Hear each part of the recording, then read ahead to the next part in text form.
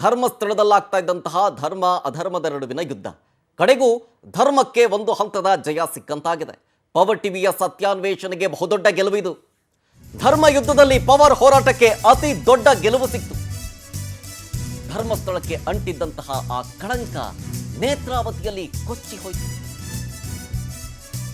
ಸತ್ಯ ಮೇಲೆದ್ದು ಬಂತು, ಸುಳ್ಳು ಸಮಾಧಿಯಾಯಿತು. ಗೆದ್ದಿದ್ದು ಸತ್ಯನೇ, ಗೆದ್ದಿದ್ದು ಧರ್ಮನೇ. ಎರಡೆರಡು ಹಿಟಾಚಿಗಳನ್ನು ಬಳಸಿ ಸುಮಾರು 4 ಗಂಟೆ ಶೋಧ ಕಾರ್ಯ ನಡೆಸಿದ್ರು ಕೂಡ ಅಸ್ಥಿ ಪಂಜರನೂ ಇಲ್ಲ, ತಲೆ ಬುರುಡೆನೂ ಇಲ್ಲ. ಓಳು ಓಳು ಬರೀ ಓಳು. 13ನೇ ಪಾಯಿಂಟ್ನಲ್ಲೂ ಕೂಡ ಬರೀ ಓಳು. ಅಧರ್ಮದ ವಿರುದ್ಧ ಗೆದ್ದು ಬೀಗಿದೆ ಧರ್ಮ. ಸತ್ಯಮೇವ ಜಯತೆ ಅನ್ನೋದು ಇದಕ್ಕೇನೆ. ಭೀಮಾ ಬಿಟ್ಟಿದ್ದು ಬರೀ ಬುರುಡೆ ಅನ್ನೋದು ಜಗಜ್ಜಾಹೀರಾಯ್ತು. ಈಗ 1ರಿಂದ 16 ಗುಂಡಿ ಅಗೆತದಲ್ಲಿ ಭೀಮನ ಬುರುಡೆ ಪುರಾಣ ಸುಳ್ಳಾಗಿತ್ತು.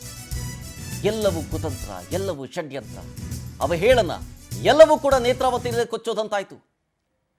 ಗುಂಡಿ ಮುಚ್ಚುವ ಕಾರ್ಯಕ್ಕೆ ಪೊಲೀಸ್ ಕಾರು ಕೂಡ ನೆರವಾಯಿತು. ಹೆಂಗೆ ಅಂತಂದರೆ ಅಲ್ಲಿ ಕಂಬಗಳಿತ್ತು, ಟ್ರಾನ್ಸ್ಫಾರ್ಮರ್ ಇತ್ತು, ಹಾಗಾಗಿ ಅಲ್ಲಿ ವಿದ್ಯುತ್ತನ್ನು ಕಡಿತಗೊಳಿಸಲಾಗಿತ್ತು. ಗುಂಡಿ ಅಗದ ಮೇಲೆ ಮುಚ್ಚಬೇಕಲ್ಲ, ಹಂಗೆ ಅಗದ್ಬಿಟ್ಟು ಬರೋಕ್ಕಾಗಲ್ಲ. ಮಳೆ ಬೇರೆ ಬರ್ತಾ ಇದೆ. ಸೊ ಹಾಗಾಗಿ ಮಣ್ಣನ್ನು ಮುಚ್ಚಲೇಬೇಕಾಯಿತು ಎಂಡ್ ಆಫ್ ದ ಡೇ ಕಾರ್ಯಾಚರಣೆಗೆ. ಹಾಗಾಗಿ ಕರೆಂಟ್ ಇರಲಿಲ್ಲ ಅಂಥೇಳಿ ಪೊಲೀಸ್ ಅವರ ಕಾರು ಕೂಡ ಹೆಲ್ಪ್ ಆಯಿತು. ಅಲ್ಲಿ ಹೆಡ್ಲೈಟನ್ನು ಆನ್ ಮಾಡಿ ಗುಂಡಿ ಮುಚ್ಚುವಂಥ ಕೆಲಸಕ್ಕೆ ನೆರವಾಯಿತು.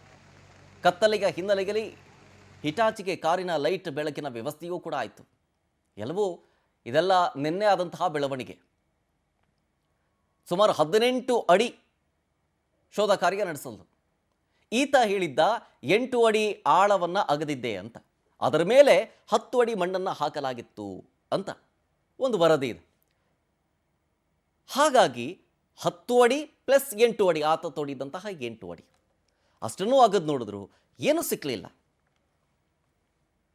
ಸುಮಾರು 40 ಅಡಿ ಉದ್ದ, ಅದರಲ್ಲಿ 22 ಅಥವಾ 20 ಅಡಿ ಅಗಲ ಶೋಧ ಕಾರ್ಯ ನಡೆಸಿದ್ದು ನಿನ್ನೆ.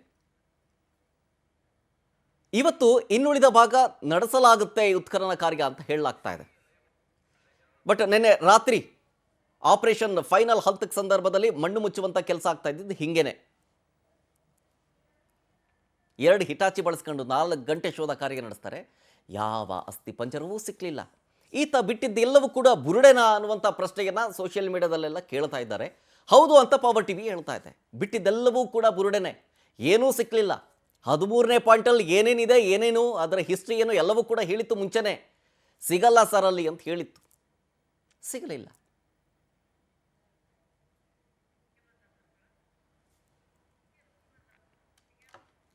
ಇನ್ನು ನೆನೆ CLP ಮೀಟಿಂಗ್ ಆಯಿತು, ಕಾಂಗ್ರೆಸ್ ಶಾಸಕಾಂಗ ಮೀಟಿಂಗ್ ಆಯಿತು. ಆ ಸಭೆಯಲ್ಲೂ ಕೂಡ ಈ ಧರ್ಮಸ್ಥಳದ ಬುರುಡೆ ಕೇಸು ಸದ್ದು ಮಾಡ್ತು. ಇದ್ರ ಬಗ್ಗೆ ಪ್ರಸ್ತಾಪವನ್ನ ಮಾಡ್ತಾರೆ ಸ್ವತಃ CM ಸಿದ್ದರಾಮಯ್ಯನವರೇ. 13ನೇ ಪಾಯಿಂಟ್ನಲ್ಲಿ ಮೂಳೆಗಳು ಸಿಗದಿದ್ದರೆ ಶೋಧವನ್ನ ಸ್ಥಗಿತ ಮಾಡಲಾಗುತ್ತಾ? ಹಾಗಾದ್ರೆ CLP ಮೀಟಿಂಗ್ನಲ್ಲಿ ಮುಖ್ಯಮಂತ್ರಿ ಸಿದ್ದರಾಮಯ್ಯನವರು ಹೀಗಂದ್ರ ಹೇಳ್ತೀನಿ. CLP ಸಭೆಯಲ್ಲಿ ನಡೆದಂತಹ ಸಭೆಯ ಎಕ್ಸ್ಕ್ಲೂಸಿವ್ ಮಾಹಿತಿ. SIT ರಚನೆ ಮಾಡಿರೋದಕ್ಕೆ ಒಳ್ಳೆಯ ರೆಸ್ಪಾನ್ಸ್ ಸಿಗ್ತಾ ಇದೆ. ಧರ್ಮಸ್ಥಳದಲ್ಲಿ ಒಂದು ಕಡೆ ಬಿಟ್ಟು ಬೇರೆ ಕಡೆ ಮೂಳೆಗಳು ಸಿಕ್ಕಿಲ್ಲ. 6ನೇ ಪಾಯಿಂಟ್ ಹೇಳಿದ್ನಲ್ಲ, ಅಲ್ಲಿ ಬಿಟ್ಟೆ ಬೇರೆ ಎಲ್ಲೂ ಕೂಡ ಮೂಳೆಗಳು ಸಿಕ್ಕಿಲ್ಲ. ಈ ವಿಚಾರದಲ್ಲಿ ಯಾರೂ ಕೂಡ ಭಾವನಾತ್ಮಕವಾಗಿ ಹೇಳಿಕೆಯನ್ನ ಕೊಡೋದು ಬೇಡ. ಏನೋ ಕೊಡಬೇಡಿ. ಈಗ ತನಿಖೆ ಹಂತದಲ್ಲಿದೆ, ಏನೋ ಯಾರೂ ಮಾತಾಡಬೇಡಿ. ಭಾವನಾತ್ಮಕವಾಗಂತೂ ಮಾತಾಡಕ್ಕೆ ಹೋಗಲೇಬೇಡಿ. ಹೀಗಂತ ಸಚಿವರ ಜೊತೆಗೆ ಚರ್ಚೆ ಮಾಡಿದ್ದಾರೆ. ಆಮೇಲೆ ಇದರ ಜೊತೆಗೆ ಇನ್ನೊಂದಷ್ಟು ಸಭೆಗಳನ್ನು ಮಾಡಿ ಸಚಿವರ ಜೊತೆ ಚರ್ಚೆ ಮಾಡಿ ಅಂತಿಮ ನಿರ್ಧಾರವನ್ನು ಮಾಡ್ತೀವಿ.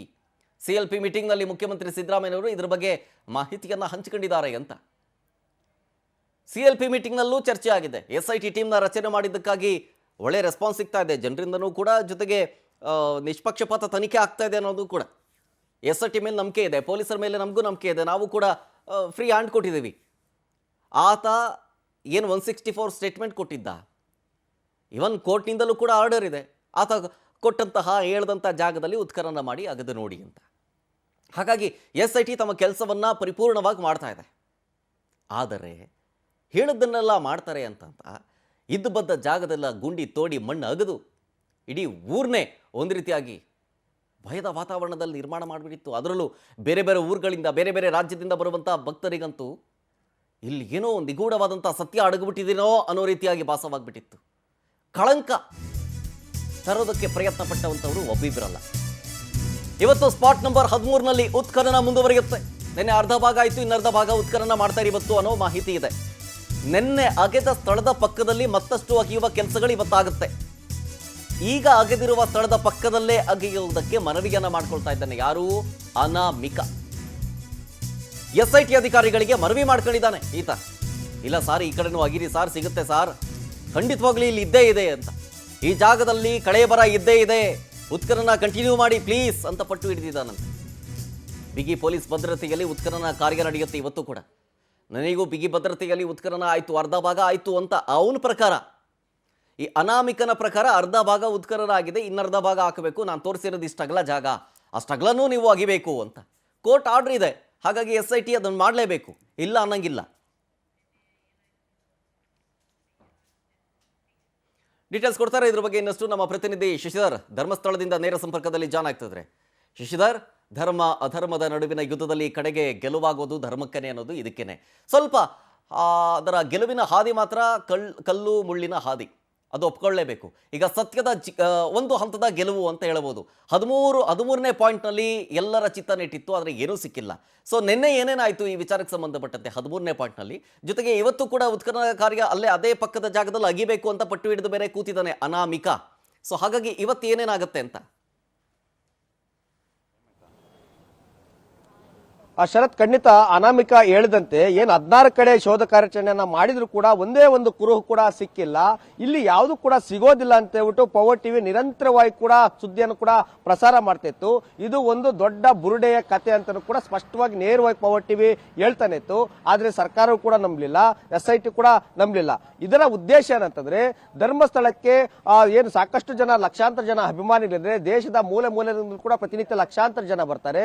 ಶ್ರೀ ಕ್ಷೇತ್ರದ ಧರ್ಮಸ್ಥಳದ ಮಂಜುನಾಥಸ್ವಾಮಿ, ಅದೇ ಕೂಡ ಧರ್ಮಾಧಿಕಾರಿಗಳಂತ ವೀರೇಂದ್ರ ಹೆಗಡೆ, ಇವರಿಬ್ಬರು ಕೂಡ ಕೆಟ್ಟ ಹೆಸರು ತರಬೇಕು ಅನ್ನೋದೇ ಅವರ ಉದ್ದೇಶ ಆಗಿರೋದ್ರಿಂದ ಇದರ ಹಿಂದೆ ಒಂದಷ್ಟು ಜನ ನಿಂತ್ಕೊಂಡು ಸ್ಕ್ರಿಪ್ಟ್ ಎಲ್ಲ ಮಾಡ್ಕೊಂಡು ಇಂತಿಂತ ಕಡೆನೆ ಜಾಗವನ್ನು ತೋರಿಸಿ ಇಂತಿಂತ ಕಡೆ ಒಂದು ಕಟ್ಟಕತೆಯನ್ನು ಕಟ್ಟಿ ಅಂತ ಕಡೆ ಕಾರ್ಯಾಚರಣೆ ಮಾಡ್ತಾರೆ. ಮಾಧ್ಯಮದಲ್ಲೂ ಕೂಡ ಚರ್ಚೆ ಆಗುತ್ತೆ, ಸಾಮಾಜಿಕ ಜಾಲತಾಣದಲ್ಲಿ ಕೂಡ ಚರ್ಚೆ ಆಗುತ್ತೆ. ಆಗ ಧರ್ಮಸ್ಥಳಕ್ಕೆ ಮತ್ತೆ ಮಂಜುನಾಥನಿಗೆ ಕೆಟ್ಟ ಹೆಸರು ಬರುತ್ತೆ, ಇಲ್ಲಿ ಬರುವಂತಹ ಭಕ್ತರಿಗೆ ಕೆಟ್ಟ ಹೆಸರು ಬರಲಿ ಅನ್ನೋದು ಇದರ ಉದ್ದೇಶ ಅಂತ ನೇರವಾಗಿ ಸ್ಪಷ್ಟವಾಗಿ ಗೊತ್ತಾಯ್ತು. ಅದು ಹೇಗೆ ಅಂತಂದ್ರೆ, ಏನು 16 ಸ್ಪಾಟ್ ಅನ್ನ ತೋರಿಸಿದ್ದು, 16ನೇ ಸ್ಪಾಟ್ ನಲ್ಲಿ ಪ್ರಮುಖವಾಗಿ ಟರ್ನಿಂಗ್ ಪಾಯಿಂಟ್ ಅಂತ ಇದ್ದಿದ್ದು 13ನೇ ಪಾಯಿಂಟ್. ಏನು ನೇತ್ರಾವತಿ ನದಿ ದಡ ಪಕ್ಕದಲ್ಲಿ ಏನು ಸುಮಾರು 10 ರಿಂದ 12 ಶವಗಳನ್ನ ಇದೇ ಜಾಗದಲ್ಲಿ ನಾನು ಊತಿಟ್ಟಿದ್ದೇನೆ, ಸಿಕ್ಕೇ ಸಿಗುತ್ತೆ ಅಂತ ಕೂಡ ಸ್ಪಷ್ಟವಾಗಿ ಅನಾಮಿಕ ಹೇಳಿದ್ದ. ಅದೇ ಕಾರಣಕ್ಕಾಗಿ 2 JCBಗಳನ್ನ ತರಿಸಿ 6 ಗಂಟೆಗಳ ಕಾಲ ನಿರಂತರವಾಗಿ 20 ಅಡಿ ಆಳ ಆಗದು ಆ ಶೋಧ ಕಾರ್ಯಾಚರಣೆಯನ್ನು ಕೂಡ ಮಾಡಿದ್ರು. ಆಗ್ಲೂ ಅದು ಅಷ್ಟೊಂದು ಸಾಲದಂತ ಅಲ್ಲಿ ಜೋಗು ಪ್ರದೇಶ, ನೀರಿದೆ, ತೇವಾಂಶ ಇದೆ, ಕಾರ್ಯಾಚರಣೆ ಮಾಡಕ್ಕೆ ಸಮಸ್ಯೆ ಆಗುತ್ತೆ ಅನ್ನೋ ಕಾರಣದಿಂದ SIT ಅಧಿಕಾರಿಗಳು ಲಕ್ಷಾಂತರ ರೂಪಾಯಿ ವೆಚ್ಚ ಮಾಡಿ 20 ಲಕ್ಷ ವೆಚ್ಚವನ್ನ ಮಾಡಿ GPR ತಂದು ಸ್ಕ್ಯಾನ್ ಮಾಡಿದ್ರು ಕೂಡ ಒಂದೇ ಒಂದು ಸಣ್ಣ ಕುರು ಕೂಡ ಸಿಕ್ಕಿಲ್ಲ. ಈಗ ಸ್ಪಷ್ಟವಾಗಿ ಗೊತ್ತಾಗುತ್ತೆ ಆತ ಕಟ್ಟಿರೋಂತೂ ಬುರುಡೆ ಒಂದು ದೊಡ್ಡ ಷಡ್ಯಂತ್ರ ಅಂತ ಕೂಡ ಹೇಳ್ಬೋದು. ಇನ್ನೂ ಕೂಡ ನನಗೆ ಭದ್ರತೆಯನ್ನ ಕೊಡಿ, ನಾನು ಇನ್ನೂ ಕೂಡ ಸಾಕಷ್ಟು ಕಡೆ ಪ್ಲೇಸ್ಗಳನ್ನ ತೋರಿಸ್ತೀನಿ ಅಂತ ಕೂಡ ಮತ್ತೊಂದು ಹೊಸ ಕಥೆಯನ್ನು ಕಟ್ಟೋದು ಕೂಡ ಮಾಡ್ತಿದ್ದೇನೆ. ಇಷ್ಟೆಲ್ಲ ಆಗಿದ್ರು ನಿನ್ನೆ 40 ಅಡಿ ಅಗಲ 20 ಅಡಿ ಆಳ ತೋಡಿದ್ರು ಕೂಡ ಒಂದು ಸಣ್ಣ ಕೂಡ ಸಿಗಿಲ್ಲ.